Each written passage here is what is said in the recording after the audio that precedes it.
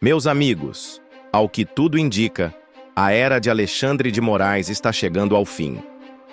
Revelações bombásticas surgiram sobre a prisão de Felipe Martins, enquanto o jornalista responsável por disseminar a nota que deu origem ao caso agora desaparece. Para piorar a situação, pesadas sanções dos Estados Unidos estão a caminho. Acompanhem os detalhes a seguir. Antes de continuar, peço gentilmente que você curta, compartilhe e se inscreva em nosso canal. Ative o sininho das notificações para receber nossas atualizações em tempo real. Seu comentário é essencial, pois ajuda mais patriotas a terem acesso a essas informações importantes. Agradeço desde já a sua participação. O Guilherme Amado, que há poucos dias eu disse, nele, na notícia falsa que ele deu, que o Alexandre se baseou, Alexandre de Moraes, se baseou para prender o Felipe Martins. E fui ver, e verifiquei que ele não fala do assunto desde março. Ele não respondeu ao que eu comentei nesse programa e eu repito. Guilherme Amado está convidado, está intimado a dizer se ele continua achando que o Felipe Martins viajou. Foi ele quem deu a notícia. Fake news, brutal. Quero que ele se manifeste. Agora, a imprensa não falar não tocar nesse caso. Quer dizer, o ministro Alexandre de Moraes se baseia num jornalista irresponsável, para dizer o mínimo, que disse isso. E se vale do silêncio dos covardes. O dia marcado pela soltura do ex-assessor do ex-presidente da República, Jair Bolsonaro, o Felipe Martins. Ele ficou preso durante praticamente meio ano lá no Paraná, uma medida cautelar.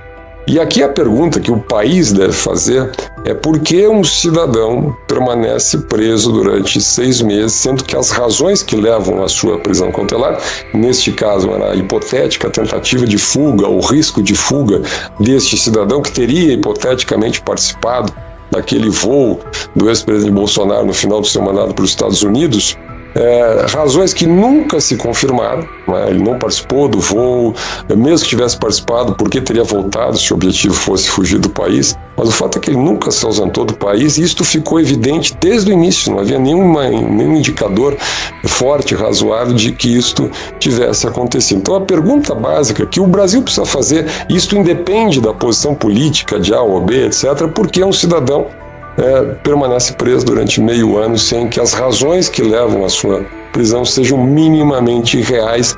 Isto era sabido há muitos meses por todo o país. O que isto tem a dizer sobre o Estado, não a política propriamente, mas o Estado de Direito, as garantias individuais no Brasil?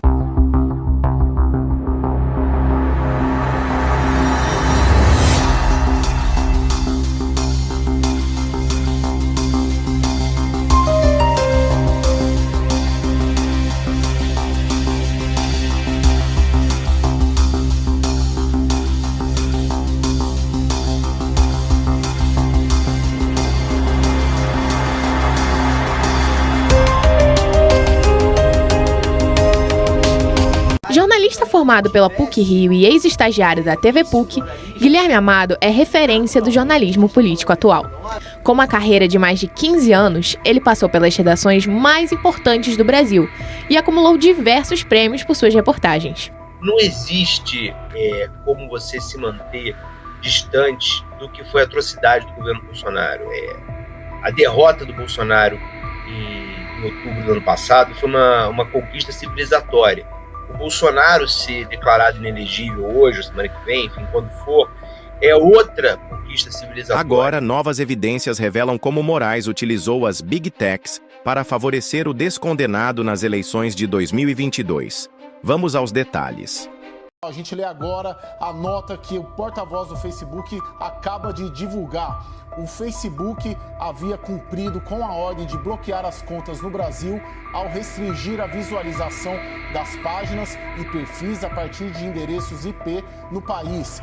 Isso significa que pessoas com endereço IP no Brasil não conseguiam ver os conteúdos, mesmo que os alvos da ordem judicial tivessem alterado sua localização IP.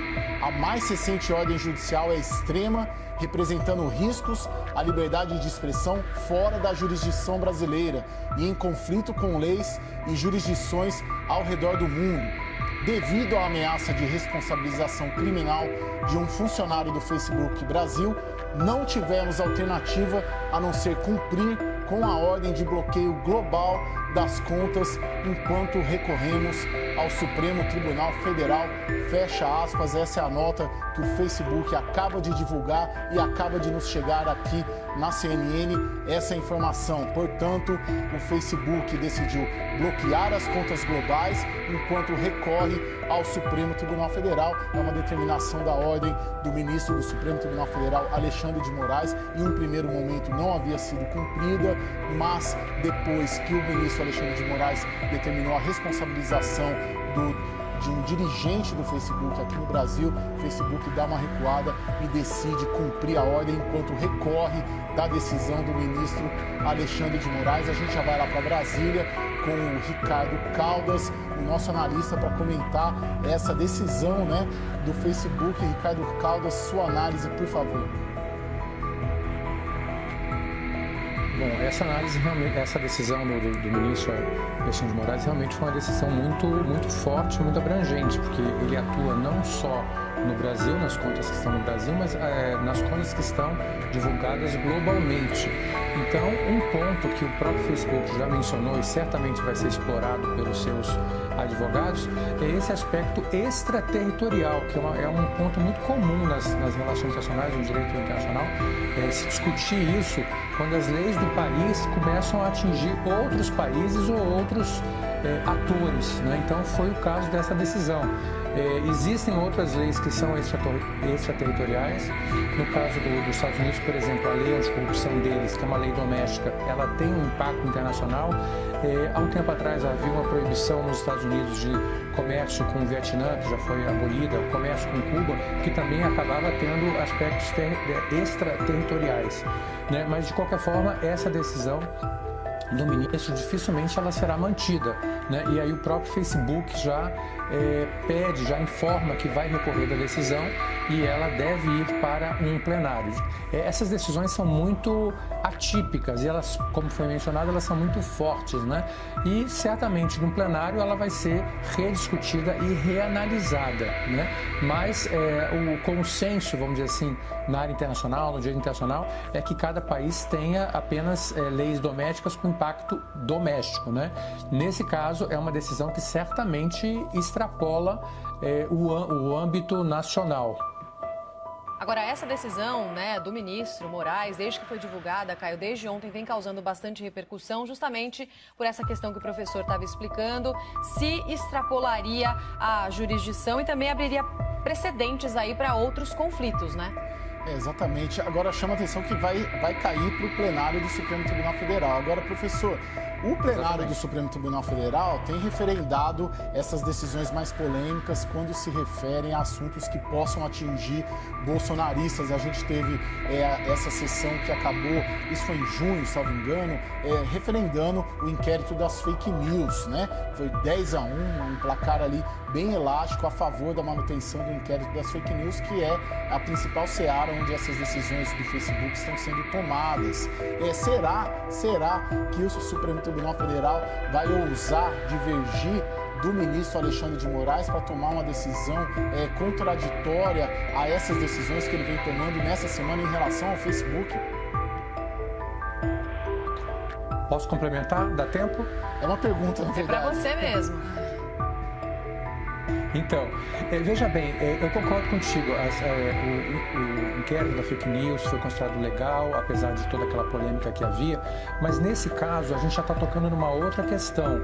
E aí nós temos uma decisão anterior, não sei se vocês se lembram, também no ministro de Moraes, proibindo algumas publicações, na época contra o antagonista, Cruzoé, né, uma reportagem, e aí justamente se argumentou com outro item, que era o artigo 5º da Constituição, que é a liberdade de expressão.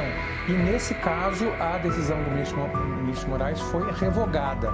Então tudo vai depender, como vocês colocaram muito bem, de como o plenário vai entender essa decisão. Se ela simplesmente faz parte do inquérito das fake news, aí nesse caso eu concordo que a tendência seria mantê-la, mas se por outro lado o plenário começar a discutir e a discussão entrar na questão da liberdade de expressão, aí a tendência, eu diria, nesse caso, seria para uma reconsideração ou pelo menos uma limitação do alcance dessa decisão.